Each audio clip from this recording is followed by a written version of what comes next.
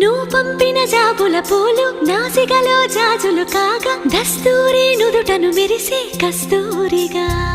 నీలేఖల అక్షరమాల నా మెడలో హారం కాగా చేరాతలు నా తల రాతను మార్చంగా నువ్వు రాసిన ఈ ఉత్తరమే నా మనసుకు అర్థంగా నువ్వు చేసిన ఈ సంతకమే మన ప్రేమకు పసుపు కుంకుమ అర్థంగా గంగా నిజంగా నువ్వే నాలో సగభాగంగా